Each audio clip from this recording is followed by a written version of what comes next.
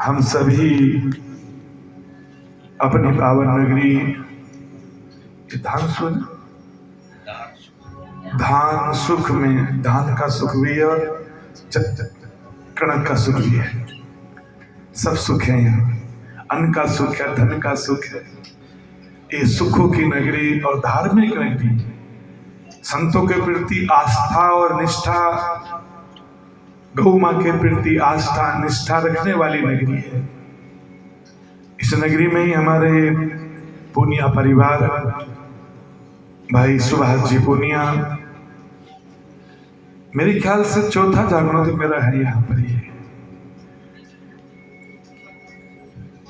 अब 2 साल के बाद पहले बुक हो गया और आगे भी रिटायरमेंट पे लगेगा ना। वाह वाह, मैं तो विनोद कर रहा हूँ, भगवान गंगा मैया। लेकिन अति प्रसन्नता होती है जब कभी किसी घर में जाकर भगवान जाम्बू जी का गुणगान करने का सौभाग्य हम लोगों को प्राप्त होता है। मैं ज्यादा आपके सामने आज भाषण नहीं दूंगा, प्रवचन नहीं करूंगा। छोटी छोटी बातों पर, 2-4 बातों पर आपका ध्यान दूंगा। आप शायद मेरी बात को ध्यान पूर्वक सुनेंगे। जो छोटे बच्चे लेट रहे वो बैठ जाए, अभी सोने का समय नहीं हुआ। अभी तो मैं ही बैठा हूं, तो आप क्यों सो रहे हो? नहीं, मैं आप बच्चों की बात करें, बड़ों की बात नहीं करें। पंजाब वालों को छूट है। जो भोजन कर रहे हैं भोजन कर लें, जो बाहर बैठे वो भी ध्यान पूर्वक सुने। तो चूंकि एक घड़ी आधी घड़ी आधी में पुनियाद, तुलसी संगत सादगी कटे कोटि अपराध। एक घड़ी सत्संग सुनना पर्याप्त है, उसमें आधी घड़ी सुन लो। आधी ना मिले तो आधी में पुनियाद, माने 5 मिनट के लिए सुन लो, लेकिन एकाग्रता के साथ सुन लो। जम्बेश्वर भगवान ने ये तो अपनी वेदमयी वाणी में हमें 4 सूत्र ये दिए, जे नविये नवणी, हम विनम्रता को प्राप्त हो, हमें नम्रता हो, माने हमें शालीनता हो, माने हमें सभ्यता हो, माने हम अपने कर्तव्य के प्रति सजग रहें, सावधान रहें, और इतना ही नहीं, शांति भी रहे और संतोष भी रहे। तो सच में जीने का आनंद अलग ही आता है। विदाउट टेंशन माइंड थोड़े जीवन को जिए तो सुख लगता है। हर समय चिंता, हर समय क्रोध, हर समय दुख, इससे आयु, चूंकि चिंता से चतुराई घटे और दुख से घटे शरीर, पाप किया लक्ष्मी घटे, कहेगे दास कबीर। इसलिए बहुत चिंता नहीं है। सर चिंता में और चिता में थोड़ा सा अंतर है, एक बिंदु का ही तो अंतर है, एक मात्रा का है। चिंता और चिता में एक अंतर बताया गया। महापुरुषों ने कहते हैं चिता तो मुर्दे को जलाती है, लेकिन चिंता तो जिंदे को जला देती है। इसलिए कभी भगवान का चिंतन करो तो चिंता नजदीक नहीं आती है। आइए, मैं 2-3 बातें मैं रोज भी कहता हूँ, अक्सर कहना चाहता हूँ। 2 बातों का निवेदन करूंगा। हो सके तो 2 बातों को भूलने का प्रयास करना, और हो सके तो 2 बातों को याद करने का ध्यान रखना। पहले मैं चिंतन करता हूं मैं किन किन बातों को भूलना है। 2 बातों को भूलना है। नंबर 1, अपनी नेकी और दूसरों की बदी। हमारे शास्त्र कहते हैं नेकी करो और कुएं में डाल दो। अपनी बार बार नेकी याद करने से, बार बार अपने परोपकार को याद करने से, मैंने तेरा भला किया, मैं तेरे काम आया, तूने मेरे पीठ में खंजर झोंका, ऐसे ऐसे शब्द कहकर हम दूसरों को दबा देते हैं जैसे हमने कोई एहसान किया हो। तो अपनी नेकी को भूल जाओगे तो सदा सुखी रहोगे। और दूसरों की बदी, किसी ने आपका अपमान किया हो, किसी ने आपका मानसिक, वाचिक, शारीरिक रूप से आपको पीड़ा पहुंचाई हो, दूसरों की बदी को भूल जाना तो आप सदा सुखी रहोगे। अब दो बातें आपको याद रखनी है। कौन कौन सी? हमारे संत कहते हैं, दो बातन को भूल मत और जो चाहो कल्याण।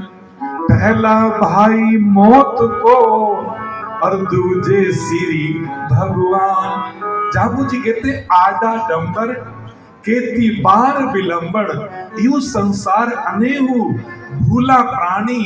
विष्णु ने जपियो मरण विसारो केहू।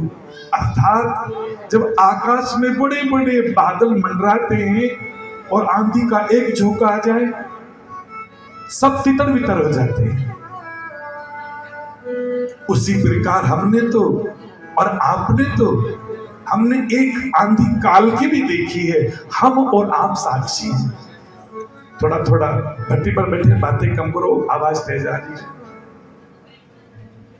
हाँ, भट्टी पर बैठे थोड़ी बातें कम करो, बहुत तेज आवाज आती है। धन्यवाद। हमने तो सबने काल की आंधी को देखा है। क्या नाम था उसका? कोरोना काल। और कोरोना काल में हमने दो बातें तो मैंने तो देखी, आपको ध्यान नहीं होनो। हमने देखा अच्छों अच्छों की पकड़ और अच्छों अच्छों की अकड़ ढीली पड़ गई थी। ना तो लोगों में अकड़ रही थी, ना लोगों की पकड़ रही थी। सब हताश से हो गए थे। तो मैं ये दो बातें आपसे और कहना चाहूंगा। नंबर एक तो जो मैं आगे नहीं बढ़ने देती, वो दो बातें हैं हमारी। नंबर एक तो पैर की मोच अगर आ जाए तो आगे नहीं बढ़ने देगी, और छोटी सोच बन जाए तो आगे नहीं बढ़ने देगी। कभी छोटी सोच अगर मन में आ जाए तो कहीं भी कथा सत्संग होता हो, वहां जाकर बैठना, और सत्संग सुनने से हमारी सोच अच्छी बनती है। चूंकि जाम्बो जी ने कहा है, उत्तम संग सुसंगु। हम उत्तम संग करते हैं ना सज्जनों। आपने देखा होगा कभी, आज मान के देखना, हम 4 पाई का एक पावा खींचते हैं और 3 पावे अपने आप खींचते हैं। उसी प्रकार यदि हमें उत्तम संग एक करेंगे तो निवेदन करूं, उत्तम संग का पहला लाभ होगा हमारे विचार उत्तम बनेंगे। दूसरा, हमारे भाव उत्तम बनेंगे, हमारी भावना उत्तम बनेगी।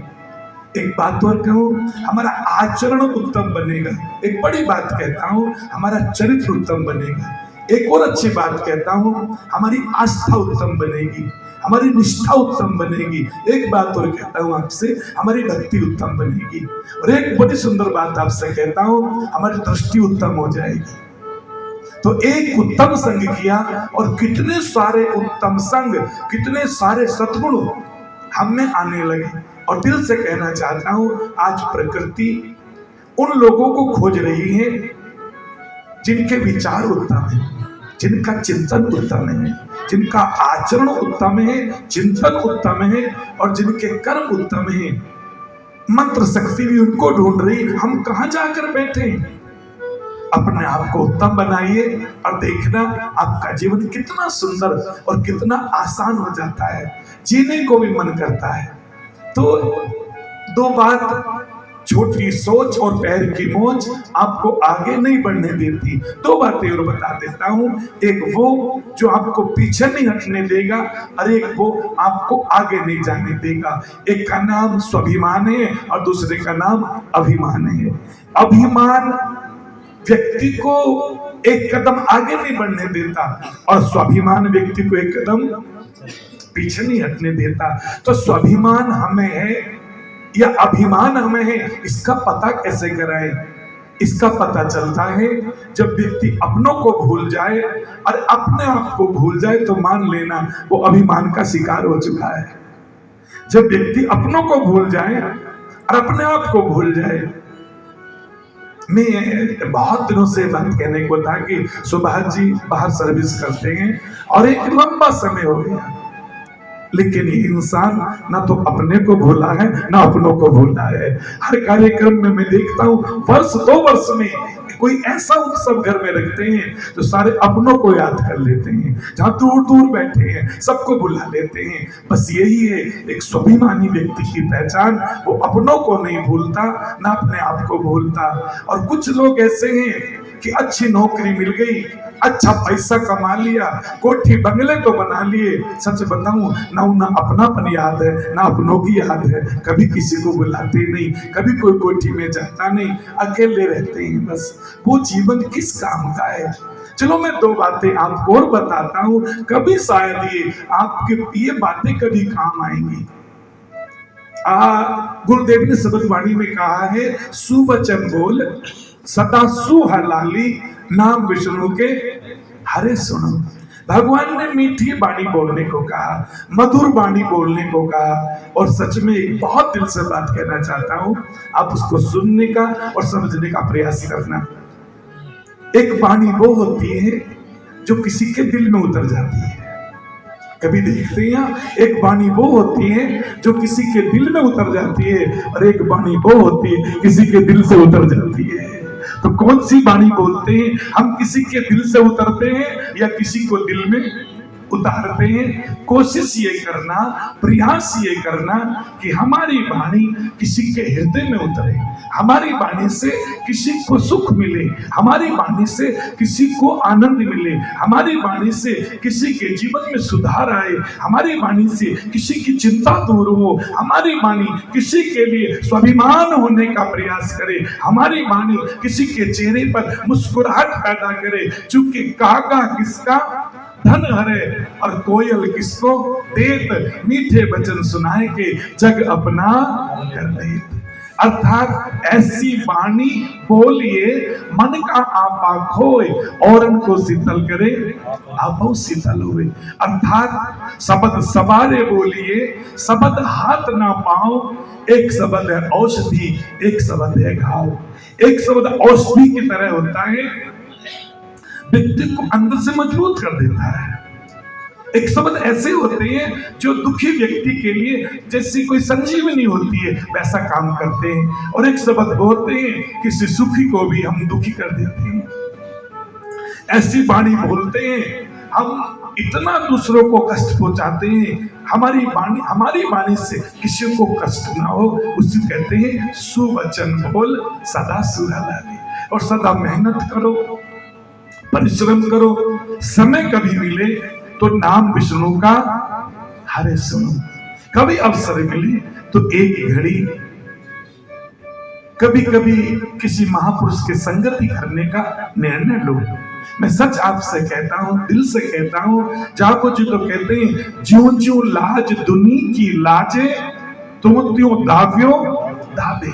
अर्थात जितने जितने दुनिया से आप दबते चले जाओगे, ज्यों ज्यों लाज दुनिया की लाज है, जितनी जितनी लाज, जितनी जितनी मर्यादा आप निभाते दबते जाओगे, त्यों त्यों दाव्यो दावे। वैसे दुनिया तुम्हें दबाती चली जाएगी, दुनिया तुम्हें ऊपर नहीं उठने देना चाहती, आप ऊंचे उठो। भगवान जाम्बू जी कहते हैं स्वाभिमानी बनो, ऊंचे उठो, जिंदगी की ना लोगों की परवाह ना करके भगवान के धर्म की परवाह करो, जाम्बू जी के नियमों की परवाह करो। हमें जाम्बू जी के नियमों की पालना करनी है, मर्यादित रहना है। और फिर देखना, शब्द वाणी आपके लिए एक औषधि का काम करती है। शब्द वाणी आपके लिए आपको सुंदर बनाने का प्रयास करती है। कैसे करती है, मैं आपको इस एक भजन के बाद आपको सुनाऊंगा। एक भजन सुनते हैं, केसर वर्षे रे। कैसे? एक तो केसर रूपी धूल, समरा थल जाओ मुकाम जाओ तो वहां की पावन धूली, जिस धूली में भगवान जाम्बू जी रहे। और भगवान जो जाम्बू जी की इतनी करुणा, जब बाजो जी तरड़ को कहा बाजो जी आप मलेरकोटला चले जाओ और वहां शेख सत्तू गौ मां की हत्या करता है, उसको रुकवाओ। बोले गुरुजी मैं तो कुछ जानता ही नहीं हूँ। बोले लो कि तांबे के तो सिक्के ले जाओ। चले गए, जाके देखा मलेरकोटला में शेख सत्तू का बाग बिल्कुल सूख गया, वहां गौ हत्या होती थी, गौ मां का वध होता था।